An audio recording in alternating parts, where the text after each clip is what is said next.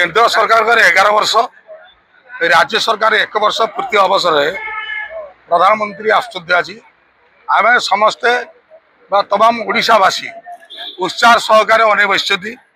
प्रधानमंत्री कथा शुणापी एवं प्रधानमंत्री पुणी नूतन प्रकल्प किसी घोषणा करी जी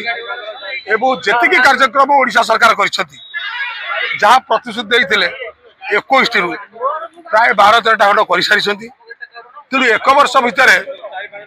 जेहेतु एत कार्यक्रम आनी 5 वर्ष अच्छी तेणु 24 वर्ष शासन क्षमता रहा समय विजु जनता दल जी रकरदेला बर्तमान बीजेपी डबल सरकार चलिक ओडिशा बर्तमान ताठू अधिक कार्यक्रम कलानी आहुरी 5 वर्ष अच्छी सुशासन चली तेणु आम समस्त आसीचु ओडिशार जनसभा आसुँच मोदी की धन्यवाद देवाई एवं मोहन माझी माननीय मुख्यमंत्री की धन्यवाद देवाई समस्त आग्रह सरकार निज निज पकेट पैसा खर्च कर गाड़ी घोड़ा कर बहुत की स्वागत जनाए आम देखु बहुत लोग आपण सहित जोग समर्थक मान कौन कह जो लोक मैंने समस्त मोदी की धन्यवाद देवाई आम तो जोग तेणु